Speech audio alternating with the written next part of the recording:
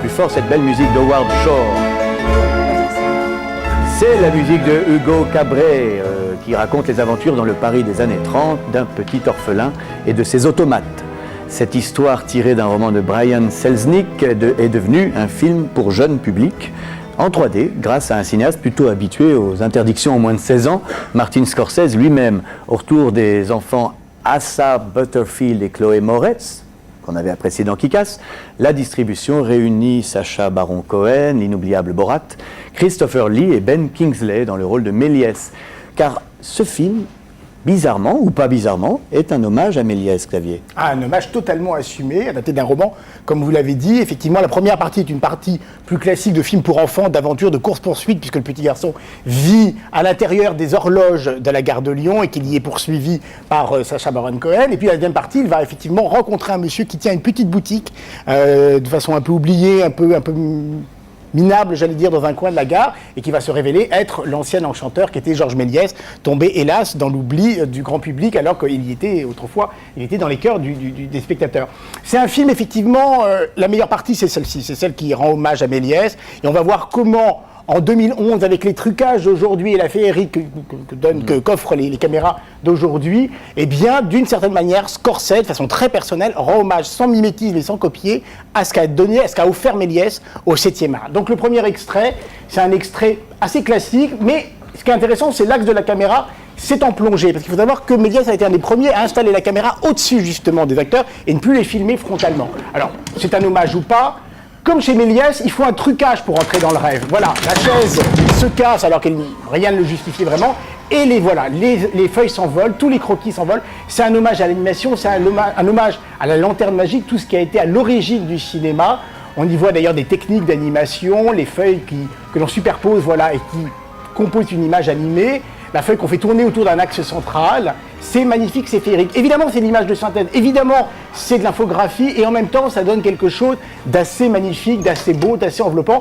Et puis, voilà, la porte s'ouvre, et comme dans Merlin l'Enchanteur, c'est quand Merlin arrivait, que Arthur est en train de faire la vaisselle, et que tout tombait, bah pareil, Méliès arrive, le magicien arrive, et bizarrement, la magie retombe, pas tant que ça. La deuxième chose chez Méliès, c'était l'art du décor, les trompe-l'œil. Alors évidemment, aujourd'hui, on ne ferait plus des toiles peintes comme aujourd'hui, on fait de l'infographie, sauf que l'infographie nous donne aussi la possibilité d'inventer des lieux magnifiques, extraordinaires, mystérieux, où on perd les acteurs dans des univers un peu étranges, un peu fantasmagoriques. Et là, regardez, tout ce qu'il fait, c'est ce que faisait déjà Méliès. C'est la couleur, c'est le décor, c'est plusieurs niveaux, c'est découper l'axe, le cadre en différents axes comme ça dans lesquels les personnages s'inscrivent.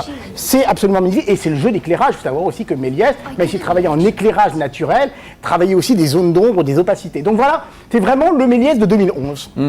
Alors justement, puisque vous parlez si bien de Méliès, c'est l'occasion de signaler la reprise d'un film légendaire, Le Voyage dans la Lune, dans sa version originale peinte à la main. Vous avez dit qu'il travaillait la couleur, mais carrément c'était peint à la main. La restauration a été assurée par le spécialiste Serge Brombert qui raconte cette aventure dans un documentaire. Il s'appelle Le Voyage extraordinaire, donc qui sort cette semaine. Alors on a dans une heure en gros de documentaire qui est sur Méliès, d'une part, qui redit un peu ce que disait Xavier, qui nous donne des images de différents films de Méliès, etc. Et puis, petit à petit, pour aboutir, se resserrer vers Le Voyage dans la Lune, ce film merveilleux, qui est considéré comme son chef-d'œuvre, l'histoire de la restauration. Bomberg, l'année dernière, il avait restauré L'Enfer de Clouzot, et à chaque fois qu'il nous parle de ses restaurations, c'est comme un polar, comment il a retrouvé ça, et puis après, il se retrouve avec une bobine toute pourrie, et comment il a fallu 10 ans pour dégager les photogrammes, les scanner, inventer des machines pour pouvoir refaire un film. Est-ce qu'il a retrouvé, comme récemment vous parliez de Fritz Lang, on avait retrouvé une bobine inédite en Argentine. Est-ce qu'il a retrouvé Alors là, ce qu'il a retrouvé, c'est ça, c'est le coloriage d'époque. C'est-à-dire que c'est pas qu'on a colorié Méliès, c'est que Le Voyage dans la Lune était sorti en noir et blanc, et dans quelques copies, il y avait 3 copies couleur, et c'est une des copies couleur qui a été retrouvée en Espagne, et donc qui a été restaurée. Et à la fin du documentaire Le Voyage extraordinaire, on a dans son intégralité Le Voyage dans la Lune en colorié. Et comme la vie est bien faite, eh ben, je vais vous en proposer une minute. Là, il y a cet ouvrage très passionnant qui nous raconte tout, qui va chercher aussi des propos de Méliès à l'époque, qui nous raconte comment il a fait le film, qui étaient les interprètes, comment il a été les chercher au théâtre, etc. La fille qui joue la Lune, à qui il avait déjà fait jouer Cendrillon et Jeanne d'Arc. Et puis alors ça, magnifique album, un album de 120 pages, Georges Méliès, et dedans, il y a 3 DVD. Il y a 3 DVD de films de Méliès, de documentaires sur Méliès, un DVD avec 18 inédits et une copie teintée du voyage dans la Lune, c'est-à-dire teintée et non coloriée. C'est-à-dire que là, vous savez, c'est comme on faisait parfois avec le muet, on mettait des couleurs, on baignait le noir et blanc des couleurs. Et là, c'est Méliès lui-même qui avait choisi les teintes. Mais là, c'est différent. Des images, on va regarder, vous calmer quand même un petit peu. On va regarder la version coloriée. Alors, c'est évidemment le début du film, au moment où les scientifiques vont aller sur la Lune. Alors, il a repris l'idée, on peut regarder, il a repris l'idée de Jules Verne, c'est-à-dire un obus qui est aménagé et un obus qu'on met dans un canon et on tire l'obus sur la Lune. Alors regardez les filles, c'est les Basic Beauty, on est en 1902, c'est déjà les Basic Beauty de Max Sennett. Hein. Alors, coloré à la main, et ça n'a rien à voir avec Cap Canaveral, c'est un univers de liesse populaire, on vient faire la chorale des enfants, un orchestre, et puis l'artificier prend un escabeau pour mettre le feu au canon. Hein. Il y a une espèce de fraîcheur. Alors, je me tais 2 secondes pour que vous entendiez la musique de R. Voilà. C'est-à-dire qu'on a repris la version coloriée, et puis R a fait une espèce de partition stratosphérique qui convient merveilleusement. Et là, on se retrouve vers cette image inoubliable de la Lune, qui appartient en fait à notre inconscient collectif. Cette image-là, tout le monde l'a vue. Quand est-ce qu'on a vu la première fois? On ne saurait pas le dire. Mais tout d'un coup, c'est cette redécouverte de ça. Je rappelle que ce film-là, ce court-métrage de Méliès, a fait l'ouverture du Festival de Cannes. C'était comme un shoot. C'était comme un shoot avant 10 jours de projection. Et je peux vous dire que un petit coup de spleen, un petit coup de voyage dans la Lune en colorié, et tout d'un coup, c'est la journée qui repart. Parce qu'on revient aux sources, on revient aux origines, et à l'innocence et à la naïveté une version de la science-fiction qui n'était pas du tout scientifique, qui était une version festive. Et oui, pourquoi il n'y aurait pas des filles en maillot de bain avec les fusées? Pourquoi pas? Plutôt que des cadrans et des types ennuyeux en blouse. Oui, exactement, très très juste, vous avez raison, et c'est peut-être une idée à suggérer à la NASA. Mais revenons à Martin Scorsese tout de même et à son Hugo Cabret, on n'a pas débattu. Alors... Non, mais ce qui est intéressant, ce qui est vraiment très touchant dans le film de Scorsese, c'est que c'est un film extrêmement personnel et presque autobiographique, parce qu'on peut dire qu'il s'identifie totalement à ce jeune orphelin qui est élevé dans une gare, qui découvre les petits trucages du cinéma, les automates, qui va sortir de l'ombre Méliès. C'est exactement Scorsese, élevé dans l'Italie, qui ouvre la fenêtre, qui regarde le monde par la fenêtre et qui découvre le cinéma à la télévision, dans les cinémas locaux, et qui va sortir de l'ombre de la même façon. C'est quelque chose de très touchant, c'est qu'il a réussi à sortir de sa zone de confort, qui est un cinéma qu'il ne pratique absolument pas, pour faire un film pour enfants, un conte pour enfants, une leçon de cinéma quand même de 3D qui est absolument éblouissante, en utilisant même jusqu'à ses acteurs, c'est Sacha Baron Cohen qui est très très très très grand, comme ça très long, fait partie de l'élément positif de la 3D, et en même temps pour parler d'un sujet qui lui tient à cœur, c'est-à-dire le patrimoine cinématographique auquel il a largement contribué. Donc c'est aussi une part du film. Je signale les conversations de Martin Scorsese avec Richard Schickel, un très très important recueil d'entretien qui est chez Sonatine. Voilà. Alors, Alain Rioux, vous n'aimez pas les enfants, donc les films pour enfants, c'est pas votre truc. Si, celui-là est merveilleux, mais il ne s'adresse qu'à des enfants de mon âge, évidemment. Oui. Puisque sinon, les autres ne connaissent pas le nom de Méliès, on n'aura pas appris. Ce qui est formidable dans ce film, c'est que c'est un hommage à Méliès. D'abord, il y a Sacha Baron Cohen fait là-dedans un méchant, et si vous voulez savoir si un film est bon, vous regardez la qualité du méchant et sa rédemption. Et là, c'est absolument formidable. C'est un hommage non seulement au cinéma, mais à la magie, aux magiciens. Vous savez que les Américains ont adoré Robert Houdin sous la forme de son disciple Houdini, et là, les automates et les machines occupe une très très grande place, c'est beau. Jean-Marc Lalanne. Oui, moi j'aime beaucoup, pour les mêmes raisons que mes camarades. Parce que vous êtes jeune et innocent. Sûrement, ça doit être ça.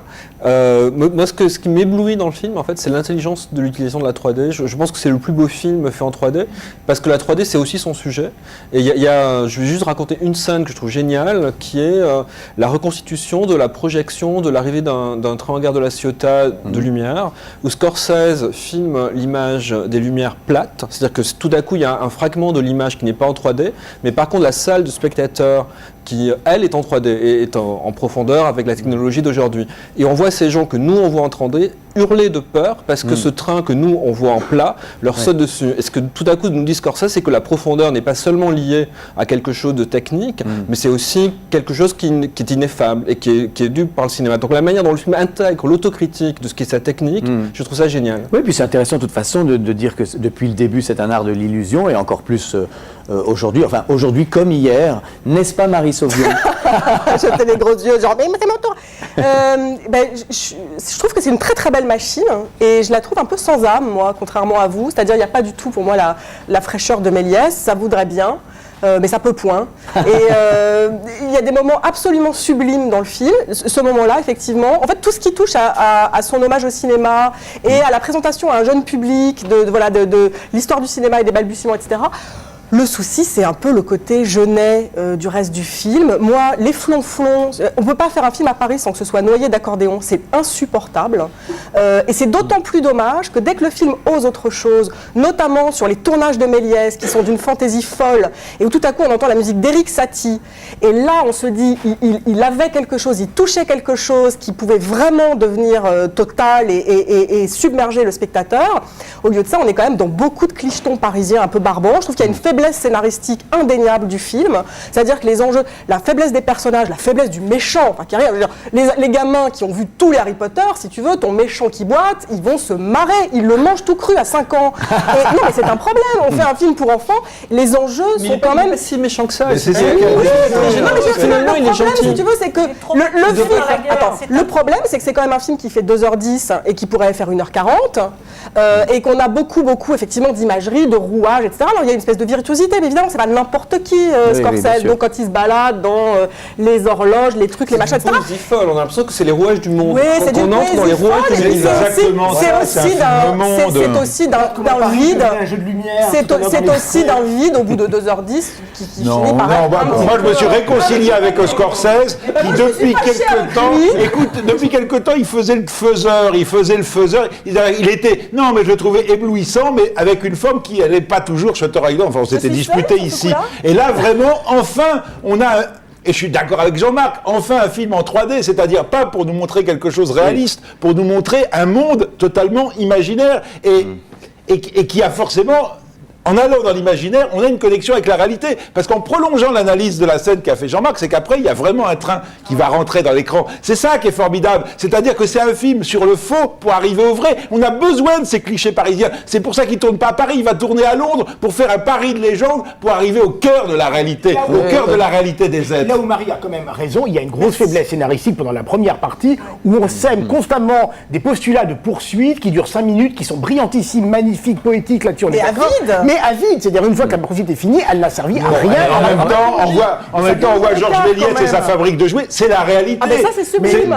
Comment il a été ruiné, ignoré, et qu'il a sa petite boutique dans la gare. Ça c'est super, mais ça n'empêche qu'il y a quand même un ventre signes. Non, juste pour frimer, les frères Lumière avaient déjà fait des films en 3D. Oui. Je me permets de vous le rappeler. Jackpot automatisé.